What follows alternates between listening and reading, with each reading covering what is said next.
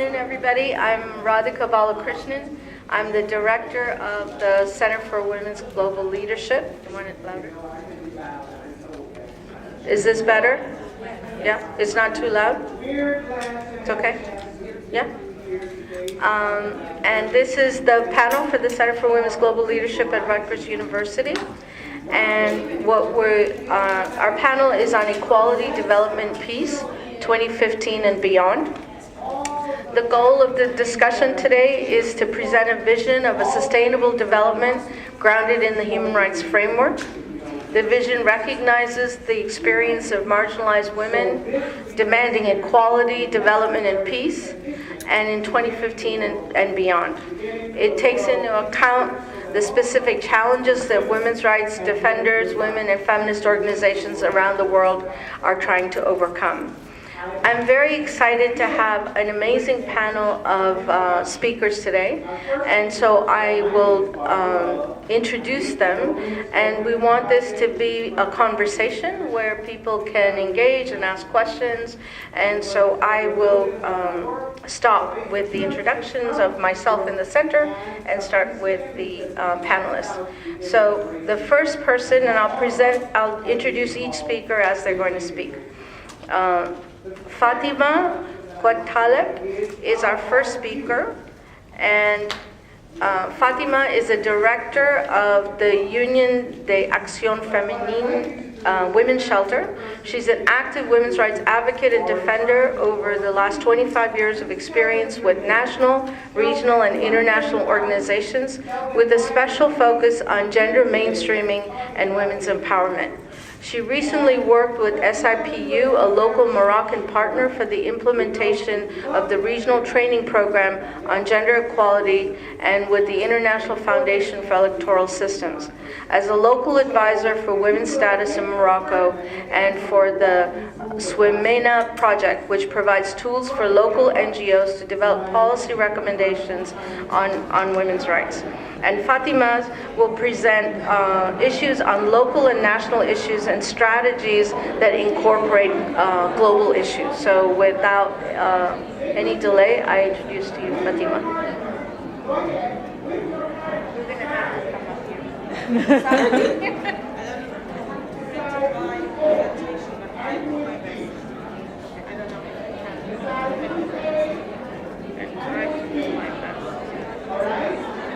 That's fine. That's fine. Yeah. So, first of all, good afternoon, everybody, and happy to be here. Thanks to Zareen and to all the others who have contributed to the organization of this session. I'm glad to speak on behalf of women in the Arab world. Not Arab women, but women in the Arab world, because not all women in the Arab world are Arab speakers. We do have Amazigh, we do have other ethnicities, and not everybody is Arab in our region. Of course, you all know the dynamic now in the Arab world. You know what we call the Arab Spring. Unfortunately, it didn't turn to be a spring. It turned to be a hell, a real hell for women. That's why my title is Women in the Arab World, Consolidating Rights and Fighting Backlash. That's the key word. At a certain point, before 2011, we were talking violence against women. We were talking political participation, talking early marriages and many other issues which are at the heart of women's rights. But with the Arab Spring, we started talking women's peace and security. Why? Because women in this conflictual context and in this anarchy, women are the first to be targeted.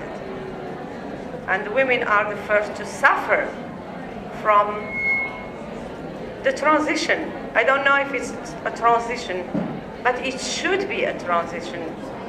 At the beginning, I mean, in 2011, when the movements, the popular movement started in our region, we aspired for new society, more democratic society. And we thought that that was the occasion. We were looking for, striving for. People are moving, and they're getting rid of dictatorships.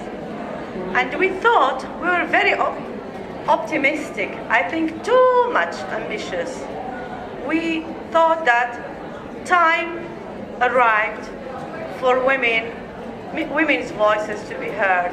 Time arrived for us to take part in the building of our nations, our states, our societies. But unfortunately, things didn't really turn as we wanted. So, while women's human rights groups are very keen, during the dynamic, 2011 dynamic, our goal was to ensure that we are part of the debate and that our voices are heard and taken into consideration for all key areas and initiatives for the transitional processes.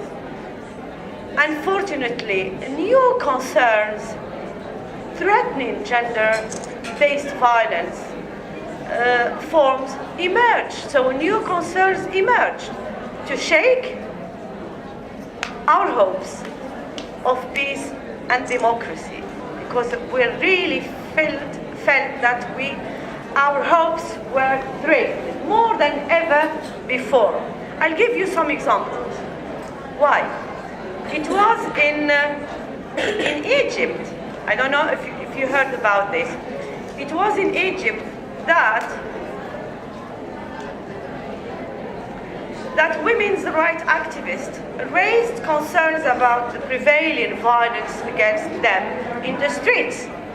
Many women were sexually harassed and assaulted in Tahrir Square. Because in Egypt there is a big square which is called Tahrir Square, and where women and men gathered to claim their rights and to call for Mubarak to leave. Okay, but what happened at that time? Women were assaulted, sexually assaulted. Rape took place in that Tahrir Square, and there was even an American journalist who was brutally sexually assaulted in that Tahrir Square. So, men, they were assaulted by men, ordinary men, but they were also assaulted by those who were supposed to protect them, the police. Not the army, but the police. They were assaulted by the police. So, the police is meant to bring justice, is meant to protect, but unfortunately, they didn't do so. They assaulted them, they dragged them, and they even killed many of them. The last killing, which we heard of, I think that was in February. There were Egyptians, ordinary Egyptians, activists, people, they were celebrating the anniversary of the movement, the Arab Spring. And there was a girl who was holding flowers. She was not holding a gun. She was holding flowers. She was shot dead by the police. Of course, there is an investigation now. The state is undertaking an investigation because nobody wants to take the responsibility of that killing. But we all know who killed Shayma. Shayma was only 32. She was killed in that Tahrir Square because those killings, I guess, they were meant to quieten us. They were meant to quieten men and women, but essentially, they were meant to quieten women. Also, the first hint of this threatening, as I say, or targeting of the fact that women were targeted happened in Libya and Egypt. So it was also in Egypt and Libya that women, human rights defenders, raised concerns about the role and the influence of religious fundamentalism. So this is a reality no one can deny. We are more than ever, with this Arab Spring, threatened by fundamentalism, by religious fundamentalism. And the women activists, they did their best to highlight this phenomenon. Hey, there are groups, religious extremists, who are not happy with us being together with men in the streets. So please, tackle this issue and see how we can handle the situation. Unfortunately, what happened? What happened was that the Egyptian, for example, revolution was hijacked by the Muslim Brotherhood, who won the elections and who ruled the country for 1 year. So, also in Libya, we always remember the speech of Abdul Jalil. Abdul Jalil, when they got rid of Gaddafi, the first thing he called for was polygamy. And this is targeting. He was targeting women, was targeting also the masses. He was targeting all stakeholders, but mainly the opponents of change. They were, whether in Egypt, as I said, or in Libya, or also in Morocco, they were trying to make compromises at the expense of women's rights. And they were trying to make deals at the expense of women's rights and at the expense of women. So, as I said, reducing women's rights became the winning paper of all negotiations for power and initiatives to calm the streets and control the masses. Of course, I talked about the Libyan leader, a Nahda project in Tunisia, a Nahda project also. They tried to argue all the advances acquired so far in Libya, mainly the CEDAW. Instead of speaking about gender equality, they wanted women to be complementary to men. And you know what means complementary? It's a second citizen. They are not considered as full citizens. They just complement. So, but unfortunately, Tunisian women are very alert. They didn't accept that. But I'm just trying to show you how the world, the Arab world, is being shaped with this so-called Arab Spring, and how our rights are being threatened. So, also in Morocco, the fact that we have a ruling conservative government, for me, it's a sort of concession. Muslim brotherhoods are allowed to rule and to govern the country because it suits the state and because of all the stakes. So as I said, the stakes are very high for the region, and women are facing all kinds of growing violence, starting from rape to sexual assaults, exploitation, and assassination. So far, more than 5 prominent human rights defenders were brutally assassinated in Libya. Salwa, our Karama colleague, Salwa, who was with us last year, a very beautiful lady, she was killed in her house, assassinated, cut into pieces. So Salwa was our partner in Karama, and Salwa and many others, victims of both extremism, insurgents, and militia groups, who allow themselves the religious legitimacy to perpetrate most horrible acts of barbarism and insanity. Salwa and others are also the fruit of state counter-terrorism unregulated repressive measures and human rights gross violations that trigger more hatred and more intolerance in the name of God.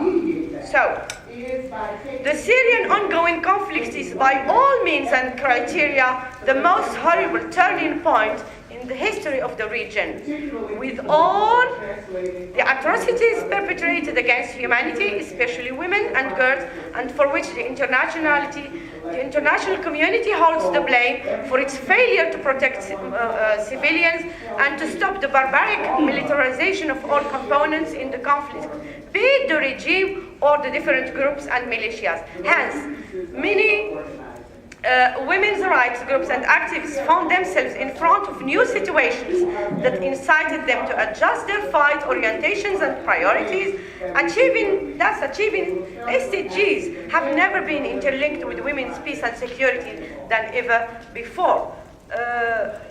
Sorry, I don't know if I have to move to recommendations or I still have some time to go through, okay? 2 more minutes. Okay. So gender-based violence should end through comprehensive laws which incriminate all types of violence, because gender-based violence is a phenomenon we all live. And I think that there is no other answer to this gender-based violence but comprehensive laws which provide rigorous prosecution of perpetrators and set up appropriate protection and prevention measures, adequate budgets and monitoring and assessment mechanisms and indicators of the effective implementation of the law. Furthermore, to achieve the goal of gender equality and the human rights empowerment of all women and girls, it is imperative that specific measures are undertaken, sufficient resources allocated, and accountability mechanism accelerated for a real implementation of the ambitious goals of the Beijing Declaration and Platform of Action. All necessary means and resources are mobilized to achieve, promote, respect, and protect the full enjoyment of women of their fundamental rights, human rights. Women's groups and feminist role as a real actors of change and instigators of change is fully recognized and acknowledged, and as state builders, peace negotiators and policymakers.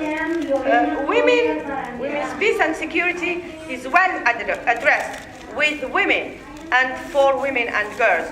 New emerging challenges that hinder the fight against gender equalities are addressed: fundamentalism, sexual assaults, women's displacements and assassination, to climate change and natural disasters, structural changes that address the root causes of gender inequalities and that ensure the social, economic and environmental sustainable development of women and girls are well tackled and prioritized. Finally, accountability instruments are set to monitor the progress and the implementation of the assigned goals and resolution. I will leave the floor to questions later because I don't like reading, but it's okay. Because of time constraints, I think I'll stop here. Thank you for hearing. I apologize for the sound, but we all have to share space, and they don't give us women enough space for all of us to have proper conversations. So we will survive, and we will move on, and we will use the space to try to be as constructive and listen as much as possible. The next speaker is Shalmali Guttal, and I will tell you who she is. And the second, she'll talk about regional strategies that incorporate local and global issues. Shalmali is a visiting global associate at the Center for Women's Global Leadership this semester, and the coordinator of the Defending the Commons program at Focus on the Global South in Bangkok, Thailand. She has been researching and writing on economic development, trade and investment, ecological and social justice issues in Asia, especially in the Mekong region and India, with an emphasis on local peoples and women's rights. Shalmali has also been working with social movements, civil society actors to develop campaigns linking human rights with trade, investment, and development issues. More recently, as a visiting global associate with the center, she's been focusing on strategies by which local communities and local movements in Asia defending their rights to land, water, food in the face of large-scale investment projects and privatization of the commons. Please welcome Shalmali.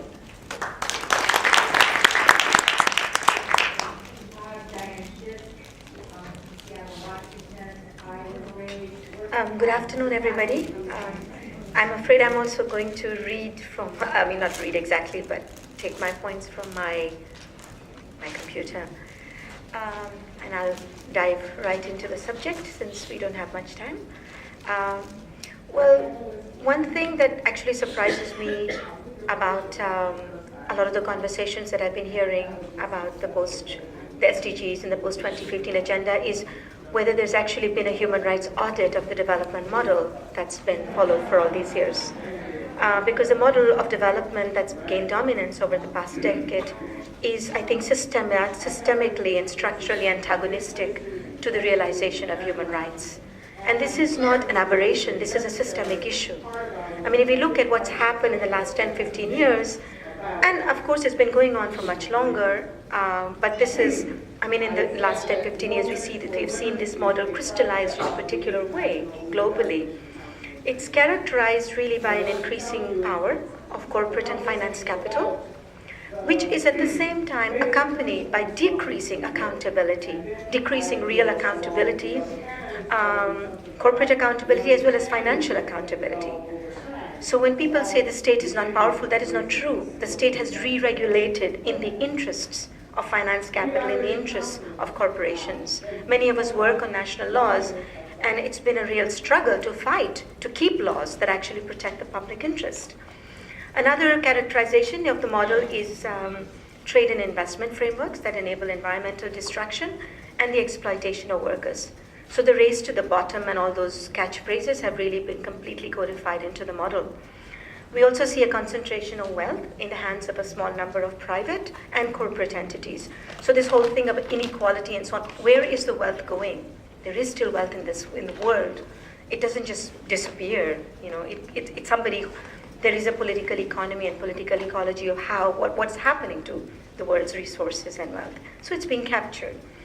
And the other trend, which we find very worrying because it's a very difficult trend for activists like us to trace, is financialization, which is basically allowing financial markets to penetrate deeper and deeper into the real economy, into societies, into communities, into cultures. And from my vantage point, particularly working on the issue of land, natural resources and the right to food, etc., we see a financialization of land, crops, water, carbon, soil, minerals, just name it, it's financialized. I won't go into the details of financialization, as many of you know it, but I can talk to you about it later. Now, I'm sorry, I'll speak a bit fast. With regard to human rights, I see very two broad trends in relation to this model. One is that I see that governments consider human rights and their human rights obligations as subservient to financial and economic strength. So the priority is always we have to be financially powerful, economically powerful, not that we have to build societies where human rights, take precedence over the others. There's a very narrow interpretation of economic strength, and it's also linked to national security. So human rights always will take second, third, fourth, eighth, 10th place to economic security, financial security, and national security, however that is defined. Another trend I see is that rights are allocated on the basis of financial power, and they're being commercialized. So just taking a very simple example of, say, land. Rights advocate in the right to food, right to land. We talk about rights to land. We don't talk about land rights. land rights have become marketable commodities. So if you have, say, this room, whoever can pay most gets the right to it. So those who pay most often get rights. So it doesn't matter that people have customary rights. I work a lot with indigenous communities, fisherfolk, and small-scale food producers, and customary rights, ancestral domains are very, very important issues. Those, though, are not as important as, say, a big company coming over, paying a lot of money, getting a concession, that becomes then their right to that issue. So this is what we mean by commercialization. The other thing, which is also very, very scary and particularly, worrisome, is the creation of a rights market. So, for example, international financial institutions like the World Bank and the Asian Development Bank have been promoting what we call marketable land rights. So the World Bank for a long time was pushing market-assisted land reform, which was basically creating land markets of willing buyers and willing sellers. So the idea is you give people, poor peasants, and they love the women thing. Women must have land rights because women must be equal players in the market.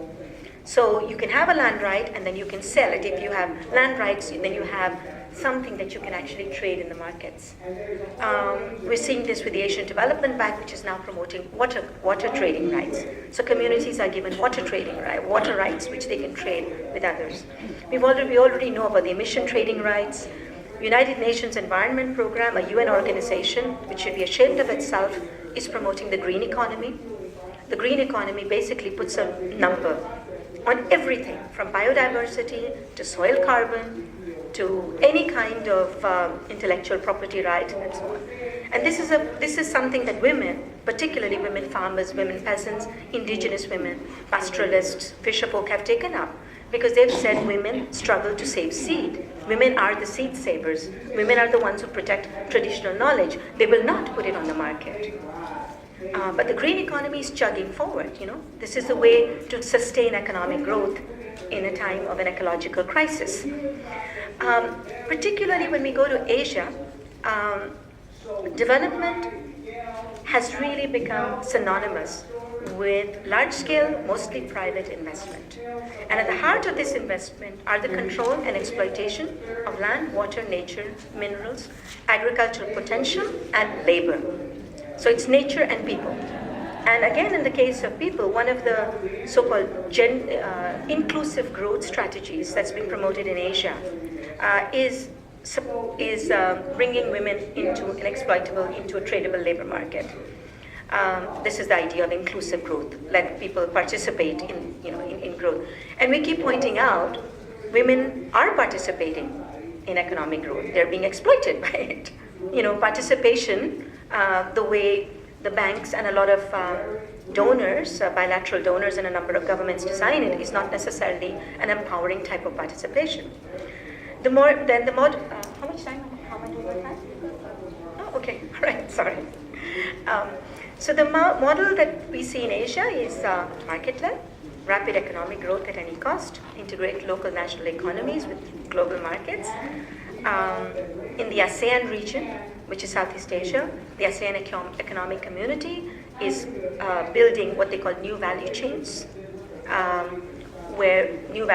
whereby the countries with more what they call raw labor and raw natural resources will become the bottom end to provide natural resources and labor for the higher end value chain economies and so on.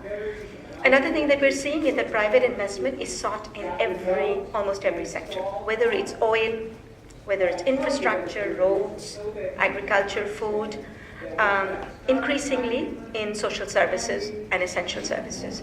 So even when we talk about the public domain, the public interest and the public domain has been reimagined and it's sort of being reinterpreted in terms of public-private partnerships.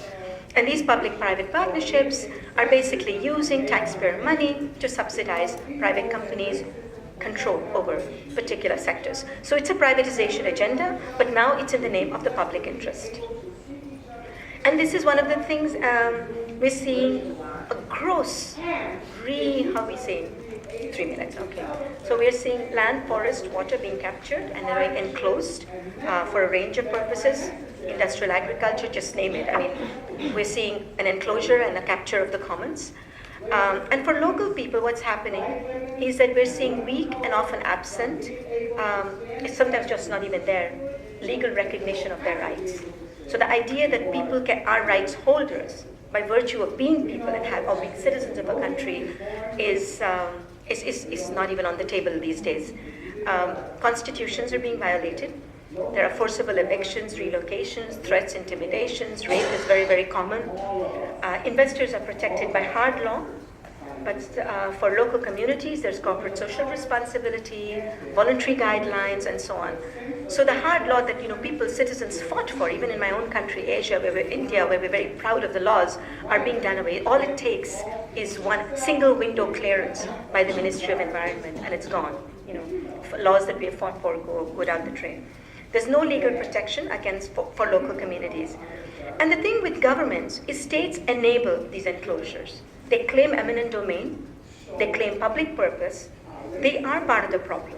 It's not that states are, it's not that, these mean, nasty corporations preying on these poor, innocent states. Not where I'm working, not where we're working at, not at all. States are part of the whole issue. This whole public-private partnership is being pushed by states. And it's not that there isn't enough revenue. A lot of governments have very high foreign interest, foreign export earnings, etc. But the point is, what are they doing with that money? What are they doing with their taxation revenue? That's the thing to be issued. International financial institutions are supporting this. So we don't really need structural adjustment anymore, because the agenda of structural adjustment, the agenda of privatization, free trade markets and neoliberal policies, it's already internalized. It's already been internalized into our policymaking environment. So we're fighting against that. A very big issue is the militarization of natural resources. And this is something that affects women, particularly women and young people, much more than others. In India, local communities often say, we don't know what comes. The military comes first or development comes first? Because the development and military come together wherever there are natural resources. In Indonesia, large conservation, well-known conservation groups have gone into an alliance with the military to make what are they called, red plantations, from which they can trade forest carbon. And the local communities call them the Green Alliances. And we've tried to bring conservation organizations to talk to local communities and say, is this really the kind of conservation you want? Is this the kind of future? Is this sustainable development, a Green Alliance, where local communities' homes are burnt, women are raped, they're threatened, people are thrown out, So this kind of stuff is happening a lot. I think I have 1 minute, so I would just like to say in my 1 minute that the situation is not impossible. It can be turned around. And I think one of the first things that we have to do in our strategies, and which is what we're doing in Asia, is that we're pushing and saying human rights have to take precedence over profit-making and accumulation of capital. Trade, investment, economic, financial, corporate power, whatever, accumulation of capital do not trump human rights. It does not happen. We're fighting in different human rights spaces for right to food, on ESCR, saying you have to, they have to be, the economic, financial agreements have to be subservient to human rights. So we're asking for human rights audits of national economic and security policies. We're working on ending corporate immunity, nationally, internationally, regionally. We're demanding legal accountability of corporations, capital, and also governments through strong regulations and laws. We're saying punitive measures are very important. In India and Thailand and Philippines, we're working with people for public interest lawsuits against the state, for starving its people, for allowing corporations to capture resources, etc. We're insisting on extraterritorial obligations. There's a network, and I can tell you more about that. I'm trying to bring firm commitments of extraterritorial obligations of states into international agreements on the right to food, right to health, right to water. We're pushing for national and regional human rights courts that states must be held to account. They cannot be above the law. There are constitutions. If the constitutions are changed, the states have to be held to account despite that. We're pushing for progressive taxation structures and systems. So we're saying tax revenues have to support public offers programs, protections, job creation, cross subsidies, pushing for redistributive agrarian reform, which is very, very important. It's not just land reform, it's not market assisted, it's redistributive, and it's agrarian reform, and the legal protection of land territories, and saying put an end to free trade investment agreements, do human rights audits of past agreements before designing new ones. I don't know how many of you have heard of investor-state dispute settlement. Investor-state dispute settlements accompany every bilateral and regional trade agreement. So we're fighting and suing states and companies to say, remove no investor-state dispute settlement. An investor does not get the same rights as the citizens of a country. If they get those rights, then they have to be subject to the same laws as us. So we can go into those details. We have to get rid of market mechanisms like the green economy, the emissions trading, water and land markets. And a very important issue, of course, is debt cancellation, which many of you have heard of. So I'm sorry to give you this laundry list of wish lists, but this is sort of some of the campaigns that we're involved in. And none of us are single-handedly doing all of these, but we're working in alliances with different people. Many of you, many of you who we work in alliances with are here in this audience, and I'm happy to talk more with you later. Thank you.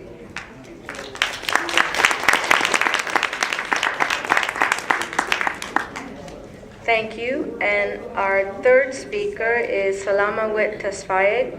She's the coordinator at the Center for Women's Global Leadership of the Post-2015 Women's Coalition. She has graduated from Georgetown University Law Center, where she was a fellow under the Leadership and Advocacy for Women in Africa program, and she earned an LLM in International Legal Studies and a Human Rights Law certificate. She's worked as an assistant judge, a project officer at the African Child Policy Forum, and a program officer for UNDP in Ethiopia. She's also served as a program officer at the Ethiopian Women's Lawyers Association and FIDA Uganda, work on legal aid and research on gender equality and women's rights. More recently, she's worked as an advocacy officer at the Global Network for Women Peace Builders, where she was actively involved in activities related to the implementation of women, peace, and security issues. So we're very lucky to have her as well at the Center for Women's Global Leadership, and she will talk about the views of the Post-2015 Women's Coalition.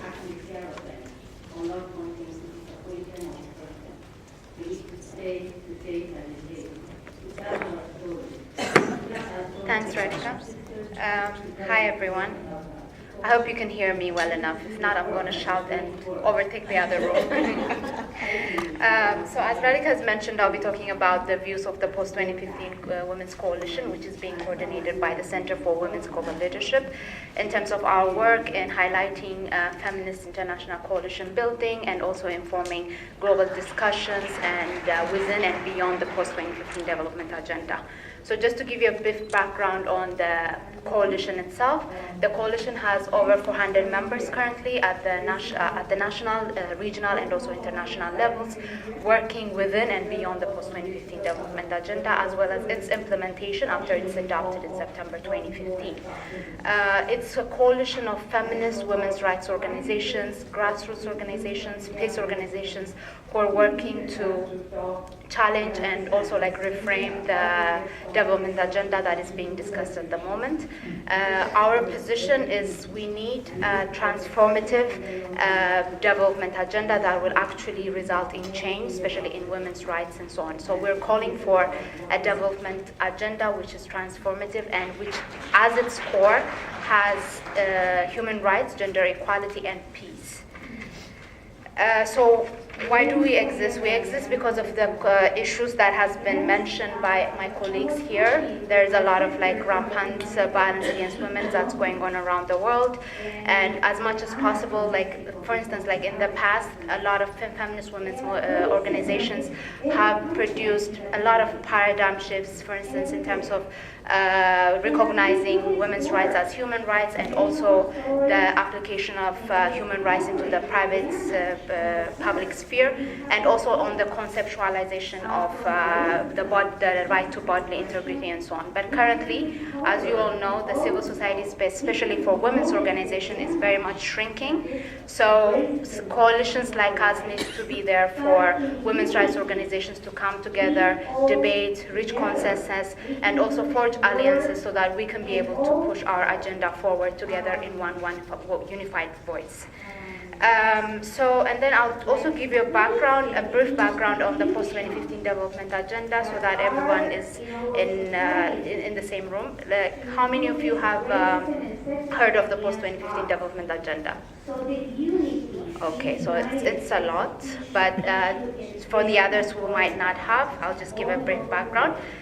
So currently, UN member states, civil society, academia, civil society, and also other stakeholders are engaged in developing a new framework that will replace the MDGs, which are set to expire in 2015. So until recently, these processes were actually in two tracks, one coming out of the Rio+20 processes on what should be developed as sustainable development goals, and the other by the Secretary General of the UN to sort of discuss what should replace the MDGs. But these have now merged into the intergovernmental post-2015 negotiation that is happening until June, and then the adoption will be taking place in September 2015. And the open working group that has been tasked to develop the sustainable development goals came up with an outcome document with 17 goals and 169 targets that deal with what the development agenda should look like as a whole. So for these ones, there are a lot of issues which are at threat for women's empowerment and also gender equality at the moment, within the outcome document itself and also in the discussion that is happening in the intergovernmental negotiations at the moment. In general, there is an overall support for gender equality and women's empowerment, but especially in terms of Goal 5, which deals with this, but that support is sort of restricted to that goal itself and not necessarily reflected in terms of integrating gender into all the other 16 goals, and also for the need to come up with gender-sensitive indicators and also to have gender integrated into the means of implementation that will actually realize these goals, and also in the follow-up and monitoring mechanisms. So there's still some work that needs to be done. And the other issues, for instance, relate to unpaid care work, which actually limits women's potential to fully engage in productive forces.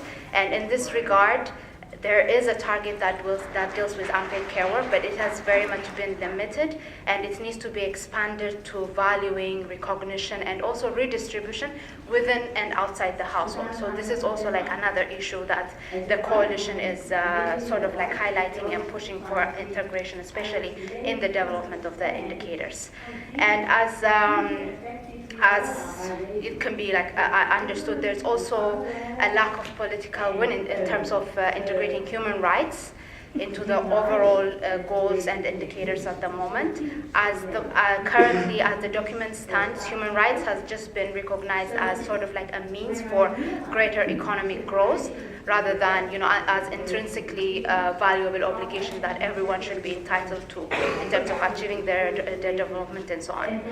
And as my colleague Shalmali has also pointed out, there's also no discussions on the consideration of the current development model, which is actually fueling and increasing poverty and inequality at the moment.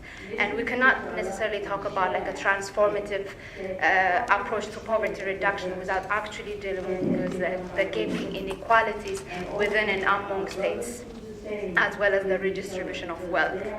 The other is also no discussions on the current neoliberal policies that are fueling human rights violations, especially women's human rights violations. The rhetoric so far has been leave no one behind, and the leave no one behind actually signifies the integration of other people that has been left behind in the past into the current unsustainable model that we are saying that is not working for everyone. So that's the catchphrase that everyone is using at the post-2015 development agenda discussions, but we are also trying to challenge that, saying that the current model is not sustainable and it has been ineffective so far, so integration does not necessarily should mean integrating into the current sustainable model, and discussions should be actually undertaken in terms of reforming and changing that development model that is existing at the moment. And the other thing that also, again, my colleague mentioned is the role that the private sector and businesses have been given. It has been very much emphasized, even from the beginning of these discussions. And as we all know, like, businesses are motivated by profit rather than the well-being of people. So it's very difficult to assume that, you know, like, the private sector would just willingly come in and finance the post-2015 development agenda without, you know, just for the sake of financing it. And there are still no discussions on the concrete accountability mechanism that should be set in place. So we're also pushing for that. The other very controversial point has been the integration of sexual and reproductive health and rights into the post-2015 development agenda. And that has been debated by a lot of member states under the guises of tradition, culture, religion, and so on.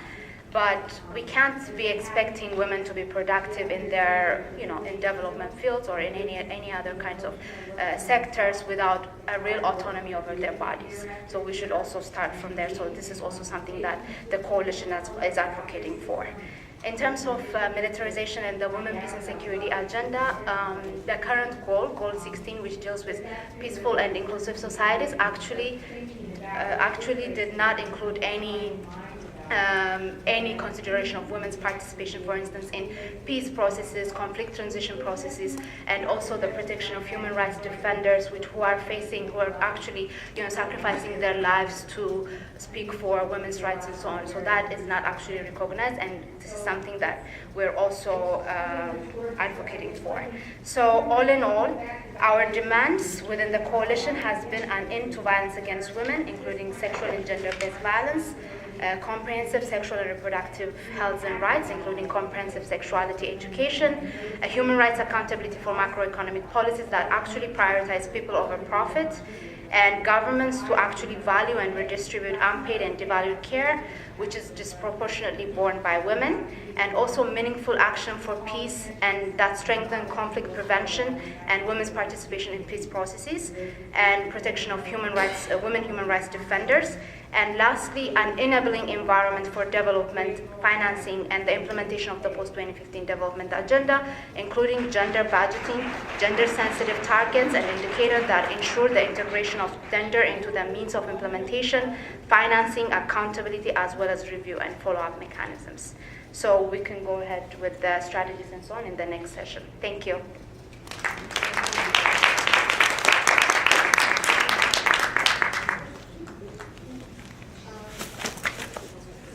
I was going to ask a series of follow-up questions to the speakers, but I think given that the noise and all of that we've had too, I'll ask them if there aren't enough questions from the floor.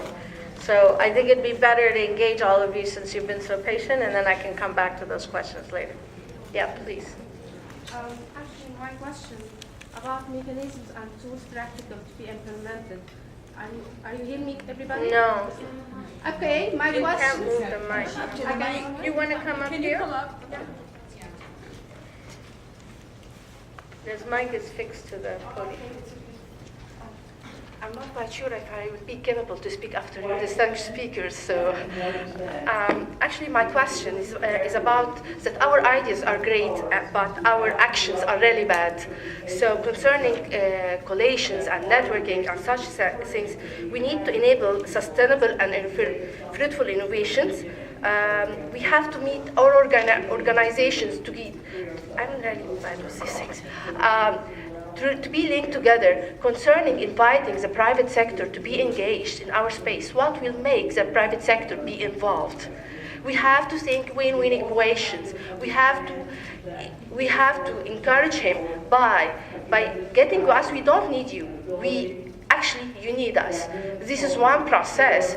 We could create open sphere or much better, wider space to be engaged, because we could play for the marketing chair, we could play anything. This is one point. The second point, actually, most of the innovations or most of the partnership of peace building and such like that, we don't really speak the local voice.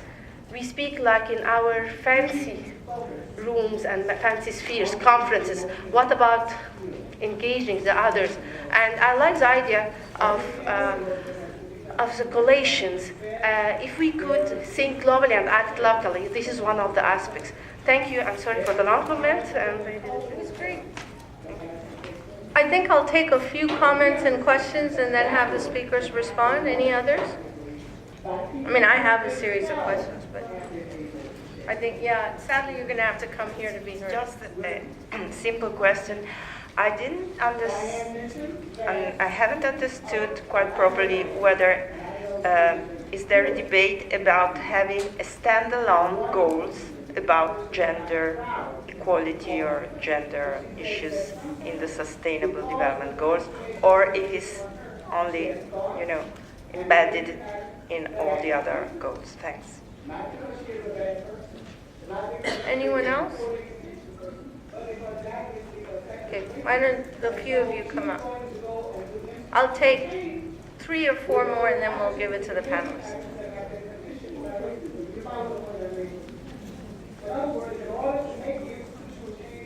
So it strikes me that the challenges that you've been talking about are actually being faced here in the United States, and particularly in the distribution or redistribution of wealth, and the increasing ability of those in the 1% to be able to buy the interest in the public sector and government. And the question is, how do we combat that? There's been a lot of information put out in the media, and in the absence of a total revolution and uprising, which may happen, how do we combat that when in fact what's so surprising is that trend affects so many people negatively, and yet because of the ability to buy the media messaging, the understanding of most of the people in society is not that they are being harmed by this. And how do we attack that? Good afternoon, everyone. My comment is directed to the last presenter. 2 weeks ago, as a CARICOM nation, we met in Barbados and we discovered that the issue of SRHR was eroded from the CSW declaration document.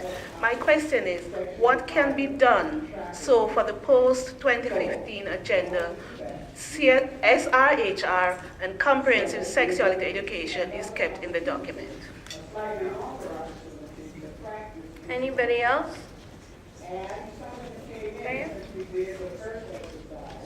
So I'm going to walk you through the process. Step 1, get apart. Get apart. I'm just want to ask the panel, and in fact everybody here, whether they think there might be any mileage to try and displace that slogan of no one left behind because of all the limitations you pointed to, with one that says no one's rights violated instead. Anybody else? I mean, so I think we have a rich set of questions for the panelists. One is the capture of the state, which I think comes across from all the questions, is how the state's been taken over with the interests of the private sector. I think the issue of violence and militarism, and SHR, I always get this confused, sexual and reproductive health, I can say that, but SHR I can't. And how that is being undermined in the post-2015 development agenda. And I think it's really important that we're at a critical time for feminists to really start taking the development agenda, because it's being rewritten. and it's being rewritten for the globe. So the issue of the United States being a part of this, the 2015 agenda is supposed to be not only for developing countries, but for the whole world, and it's being rewritten in the interest of the private sector and finance. So what is it that we do strategically to try and intervene at this critical moment? So I will stop here and let the panelists come up and speak. I don't really care in what order you do it. Okay, Shal, why don't you come up and we'll go this way? Just because you're easier to come around.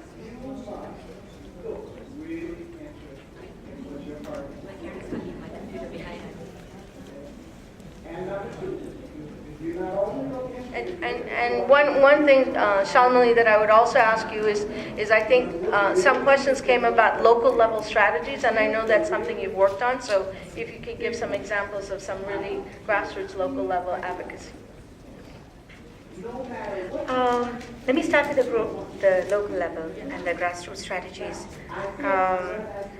Okay, one of the things that we do is we try to work with, we do work with local communities and with unions and citizens groups on what we call a different system of knowledge production.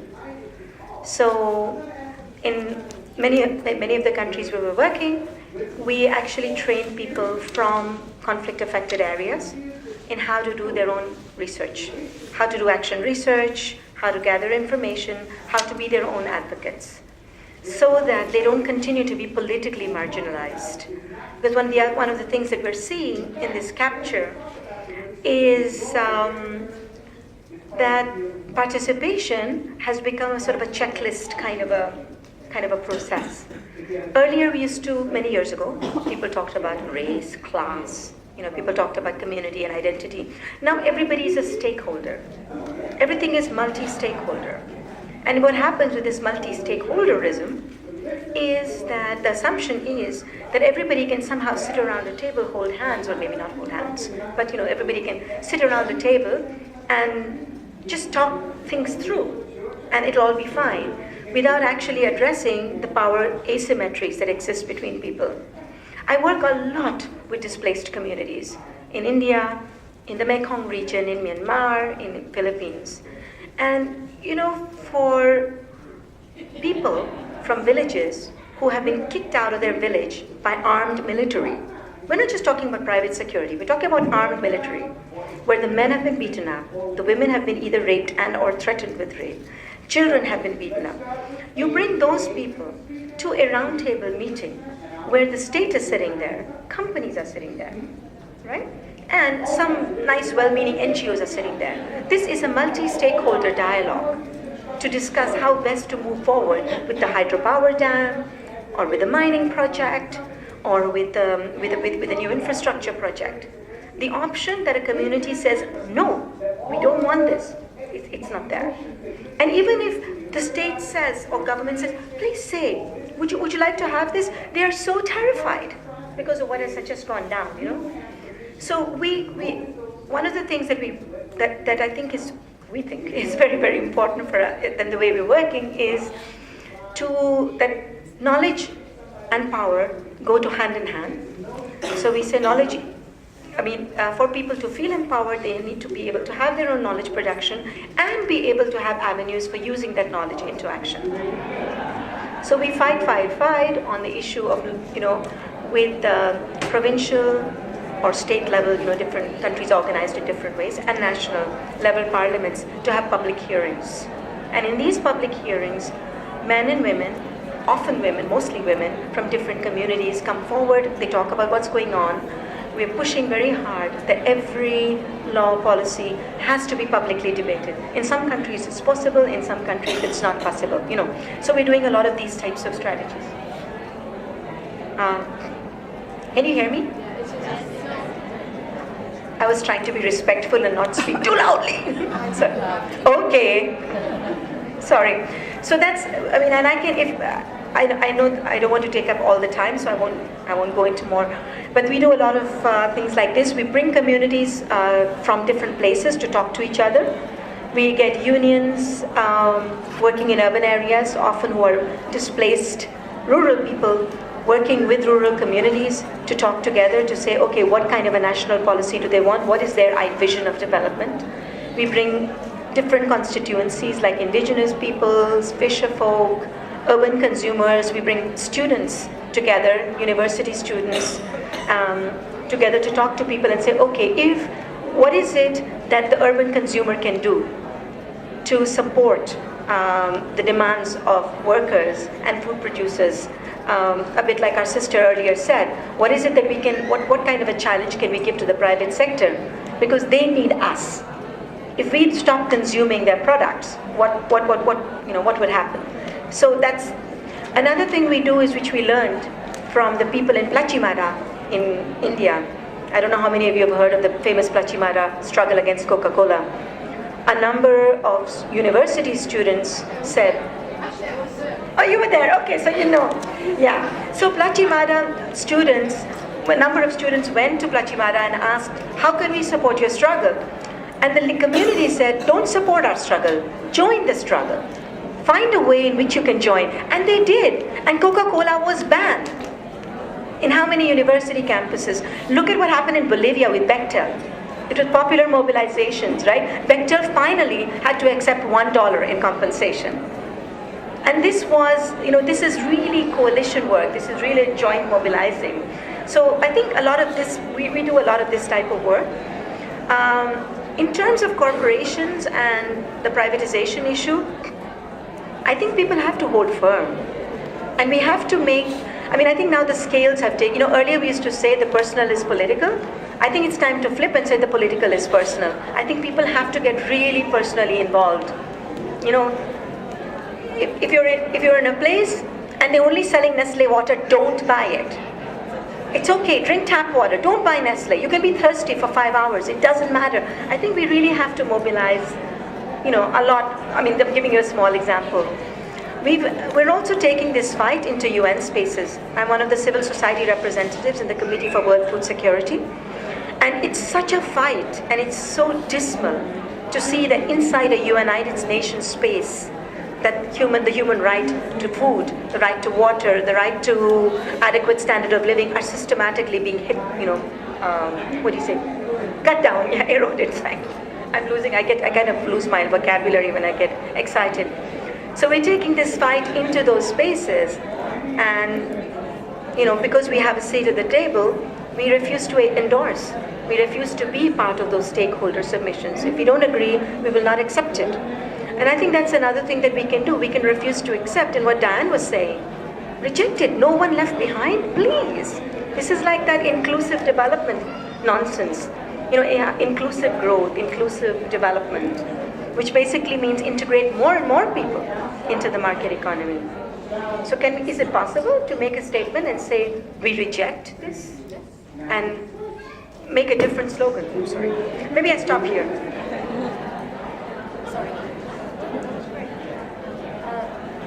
Salam, you want to come in?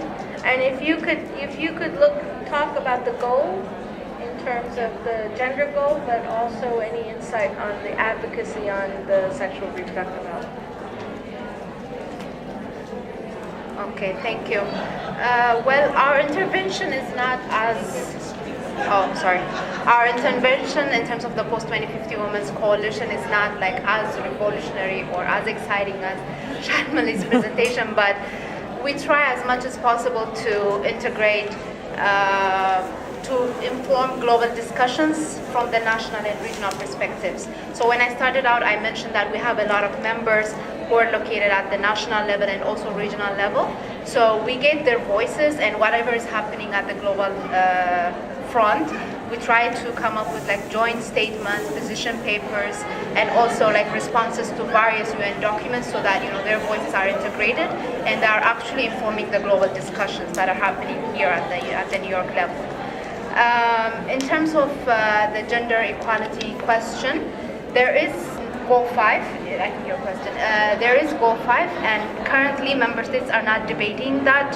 There is general support for the gender equality and women's empowerment goal. But the problem has been in terms of integrating gender into the other goals. And also ensuring that there are gender-sensitive indicators that will come out in the indicators development process, and also in the means of implementation, which is actually the teeth for kicking in the goals into action, has not been that much discussed.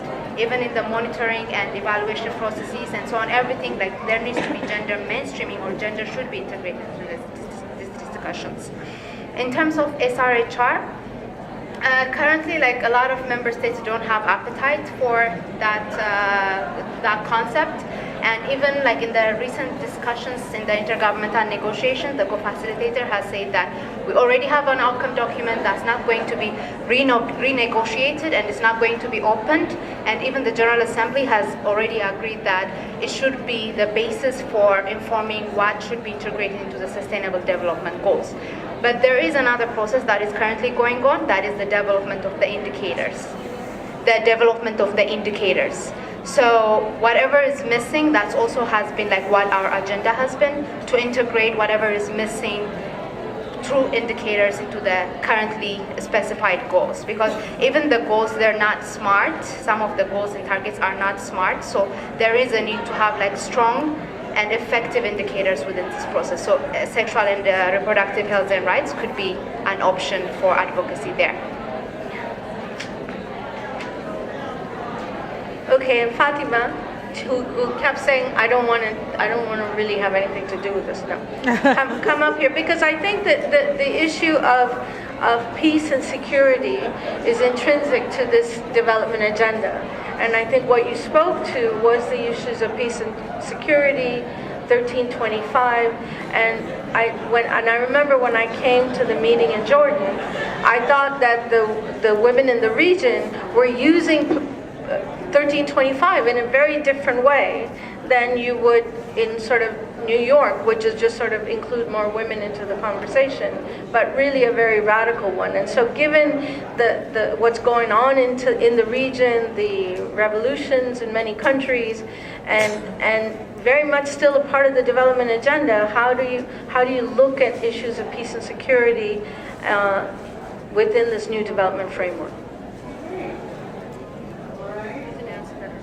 Yeah. So, yeah, it's true. I think that peace and security, without peace and security, there won't be any development, any sustainable development. So I meant to talk about the context where we live as women from this region, and our sufferings, and also the fact that the context itself and the situation itself imposes on us to talk more about stability and peace and security.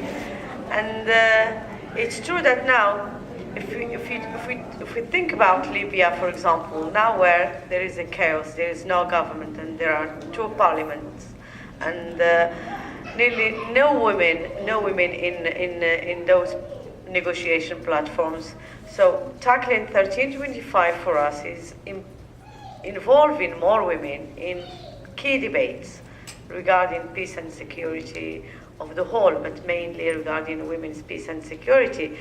Also in Egypt, women should be part of, so we are pushing forward that our voices are heard when it comes to peace and security, and nothing can be done without women. We cannot accept anymore that men or others speak on behalf of us.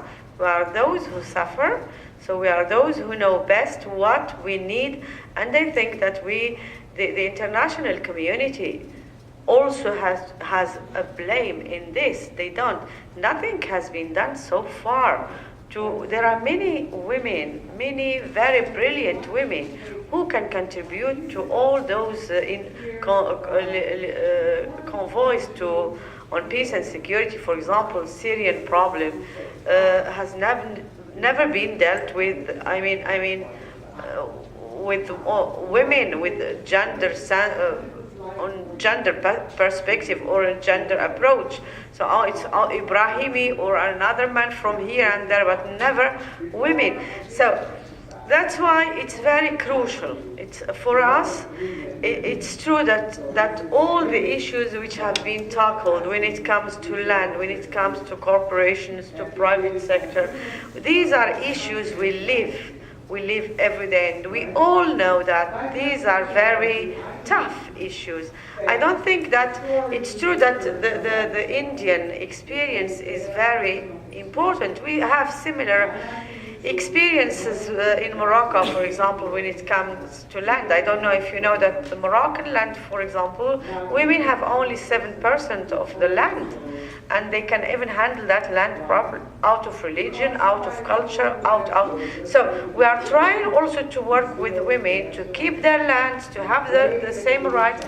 But when it comes to, but the problem is always the state is supported by the UN agencies, by the EU, so no one hears about NGOs. So there are other stakes which are beyond us. It's more, and each country, I don't know.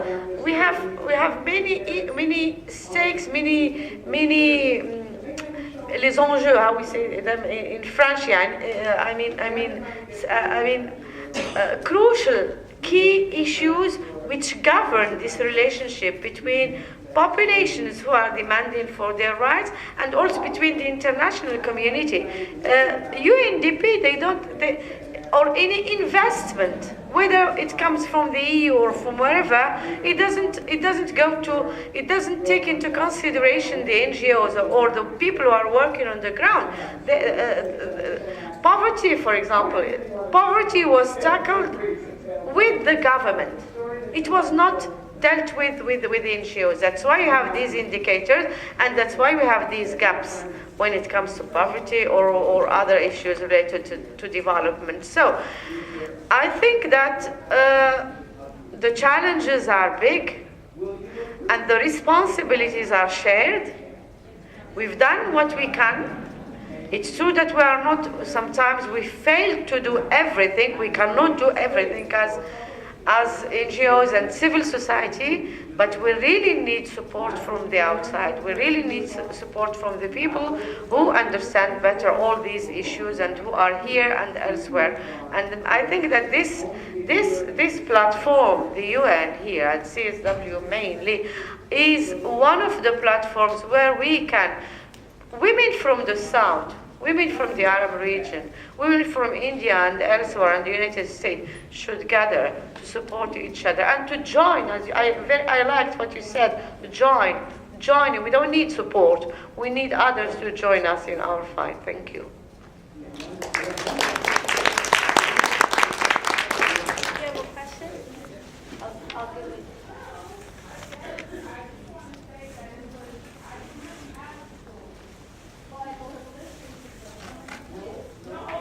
Yeah, I'll take one more round of about 3 questions and then give the panelists the final. Thank you. Good afternoon. My name is Arlene Bailey and I'm from Jamaica, the inner city of Fletcher's Land. When we speak of equality, we are excluded based on finances. How can we be included in relation to funding? Because I really wouldn't get here if it hadn't been for Wiro Commission and Roots International. I wouldn't have been here, and friends, because I wasn't even supported for leave. I had to take a vacation leave to be here. So I'm saying, how can we, that's where we get inequality and exclusion based on our finances. How can we be included? And thank you. Hi again. Sorry for my long questions. Actually, I have two points. The first one concerning the fundraising. We are tackling we are addressing a very sensitive issue concerning conflict prevention, armed conflict, peace, security, and some governments, especially the Arab region, consider this point as national security issues. And as civil society, if we try to have foreign funds or foreign interventions that, oh, this is national security issue, despite the fact that I have been invited last week to attend a meeting in the Arab League. Actually, I'm working as GPAC, foundation named GPAC, as advocacy liaison office for the Arab League, for the League of Arab States. Actually, I have been invited by the Arab League to attend a meeting. It was in 28th and 29th about nuclear energy and nuclear weapon and making the Middle East a safe area. And they asking the help of us, of civil society. While the week earlier to that, we have been banned as civil society. We lost the status as observers. So somehow we are tackling, and we are actually entering the League of Arab States building because of some particular persons who invited us on their personal interest. For example, Mrs. Ines McCabe, already most of the people here know her. This is concerning the fund of intervention, considering how you are taking money from the people and talking and giving some data about security and issues to this agency policy. Sorry, I think this point is clear. The second point concerning reflecting the voice of the local people and the women and like that, how we could make developments of law while most of all of the officials are men. In my region, most of the key players in developing and drafting the laws are men, while the women who really need and to hear their voices are far away from their circles. Even as our civil society, when we're talking to people, we have to access through men. So how we could make sure that we are really reflecting the real need of women? Thank you for the report.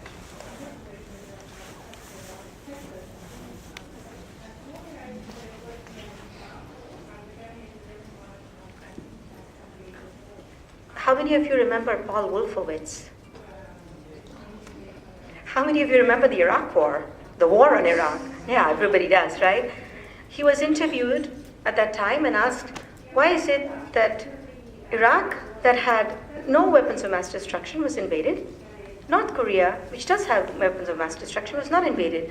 And Wolfowitz said that, well, in the case of Iraq, we really had no choice because the country swims in a sea of oil.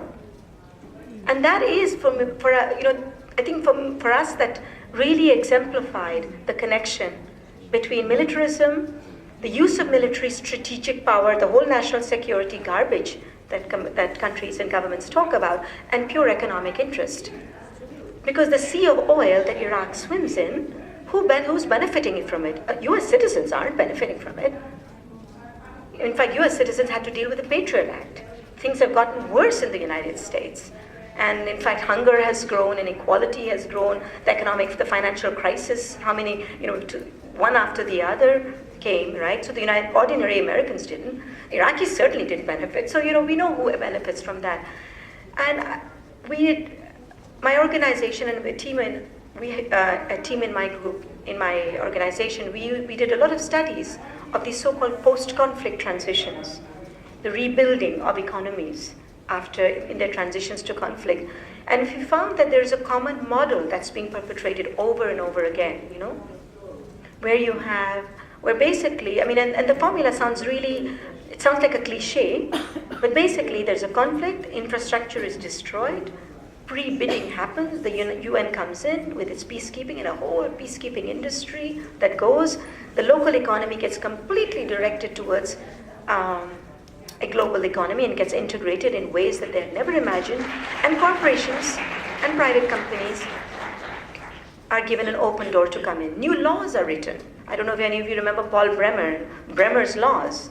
One of the first things they did was open up the seed bank in Iraq. The Middle East was the granary, the intellectual property rights that fed the world. And off it went. That's what companies are asking from the International Rice Research Institute in the Philippines for rice. So I guess my point is that militarism and the use of military power in the name of national security or whatever, is not separated from economic, development.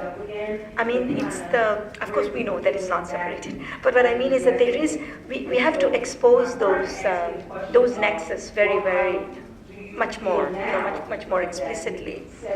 A number of big corporations have benefited from the expansion of private security companies. Blackwater, Dincor, Executive Outcomes, and they are connected. Because it is through private and state security that a number of corporations and private sector actors are able to consolidate their power. In Cambodia, the Prime Minister actually made a list of all the battalions, all the military battalions, and told all the private investors, each one of you has to sponsor one of these. And if you don't, you won't get protection. So of course all the NGOs and the UN, everybody said, oh, it's corruption, it's bad. Actually, I said, no, it's actually really good. You all want transparency, well, here's transparency. I mean, isn't it better that we know which battalion is protecting which company? Rather than everybody pretending. You see what I mean? I'm being sarcastic. But actually, they want transparency, but this was very transparent. And it's true, now at least we know. So when it's whatever company we know, we look it up. It's battalion, and people know which battalion is particularly bad, which battalion got money from the Khmer Rouge. Much of the Khmer Rouge was supported by United States, by USAID. So, I mean, there are a lot of these connections here, and I know I sound like a grand conspiracy theorist, but I think I'm in good company with all of you.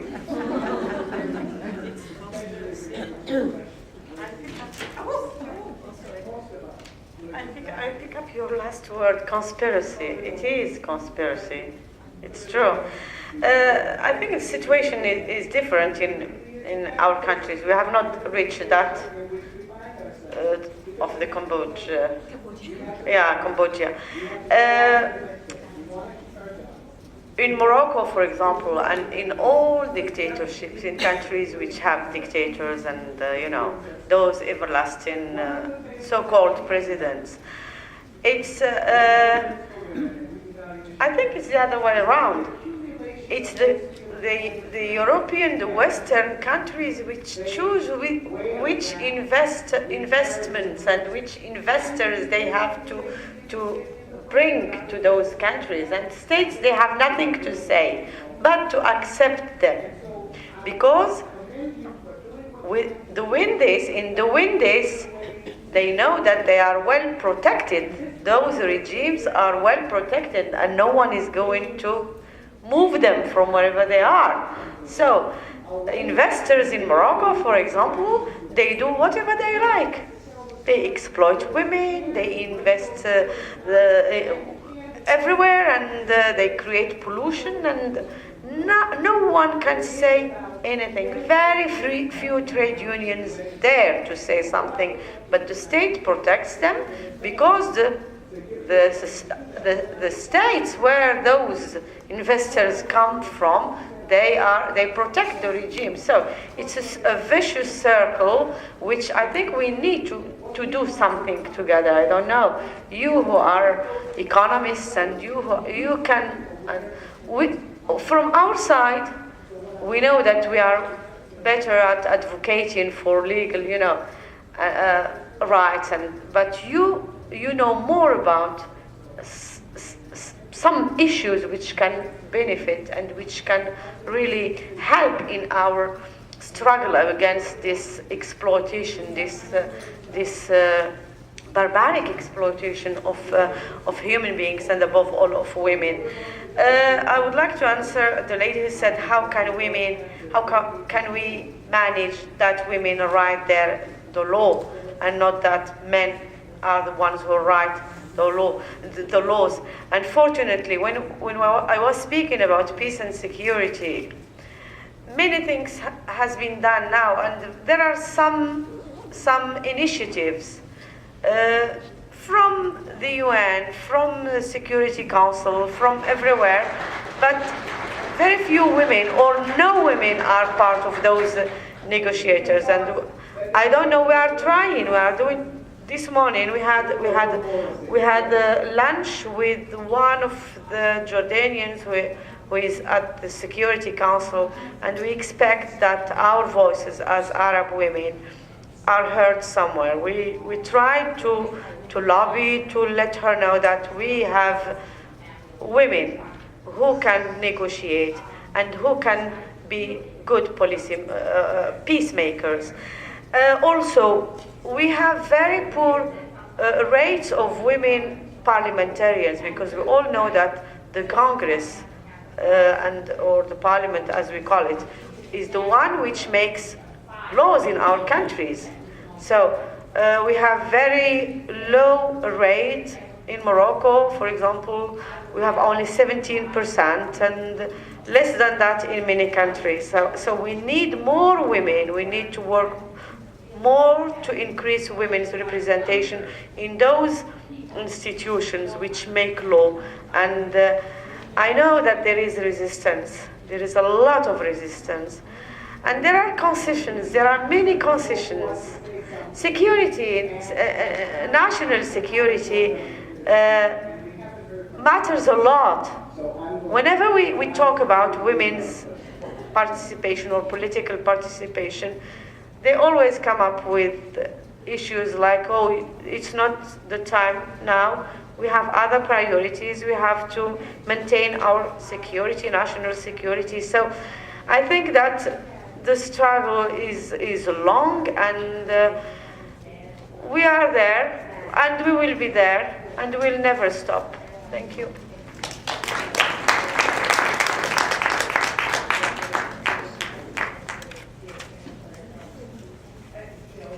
Just to also add a few points, in terms of women's participation, we're talking about like women's substantive participation, because in most cases, especially the word gender mainstreaming has nowadays been how many women did attend the training, how many women, do you know what I mean? So it's more about like their substantive participation and not just counting the number of women in the room.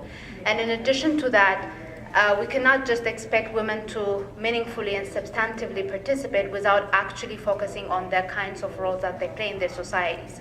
So that's why we're advocating for the reduction and redistribution of unpaid care work, which will actually lessen and increase their potential to engage in productive forces and productive field. And in terms of the financing, I think it's across the board. Like I think a lot of all organizations are facing that situation at the moment because of a lot of different reasons. And within the post-2015 development agenda, there will be a discussion on the means of implementation that is more specifically on the financing part. That is the conference on financing for development, which is a sort of follow-up from the Monterey and Doha consensus and discussions that have followed from that, and that will be taking place in July. So it's something that, you know, as an organization you might want to follow and also monitor in terms of what countries and member states are going to decide, because if the post-2015 development agenda does not have a financial budget or financial aspect associated with it, then all our work and all the things that have been the beautiful and wonderful things on gender equality will not come into fruit.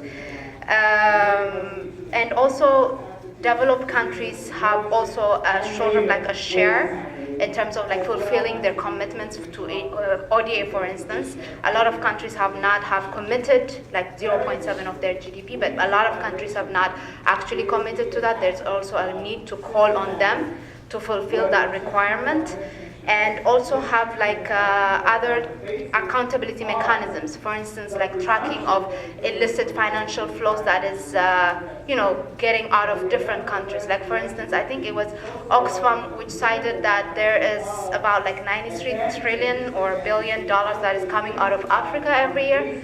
So that is actually less than what the continent is getting from donors and other international financial institutions and so on. So the development agenda, if we're talking about it being transformative and something that will work for everyone, then it has to be dealing with this North-South divide and other, controversial issues and so on. Thank you. So I think we're going to bring the session to a close. I thank you very much for being here. And I just want to highlight a few issues very quickly in terms of the themes that have come from this very rich discussion today. I would say the first one is redistribution, and redistribution at many levels, right? Redistribution from, I know this is old school, but we need to talk about imperialism that continues. So we need to redistribute from there. We need to redistribute in terms of tax policy. We need to redistribute in terms of unpaid care work. So I think we need to to have redistribution at the center of one of our agendas. Many people now talk about inequality. I was recently at a panel with Thomas Piketty and Paul Krugman and Joseph Stiglitz, and they were all talking about inequality, but the one thing they didn't talk about is why it happened. It's as though we have it, it's inevitable, and now let's just tax some rich people and get it back. And so I think there is, at the core of that, is the financialization of the global economy that's created this level of inequality, and tax alone isn't going to do something. So I think we really need to talk about regulation, and what has happened since the 1990s has been a re-regulation that has been in the interest of finance capital, and we need to take it back. And so I think we also need to talk about regulation in terms of the capture of the state, and we need to hold the state accountable to start regulating in our behalf and not in terms of finance capital. And I think the militarism discussion that actually went through all the speakers is that militarism is not sort of an isolated, but very much a part of this global economic agenda and military agenda. And I think in terms of gender-based violence, militarism brings about a certain kind of masculinity that also increases the kind and form of violence that we all feel. And so we need to really get to the heart of militarism and what is that doing in terms of the work. And I'm very happy and proud to say that at Center for Women's Global Leadership, we're working on economic and social rights, gender-based violence, post-2015 agenda. And so we're trying to bring attention to these issues, and so I want to thank our great speakers for highlighting these really important issues. A round of thanks.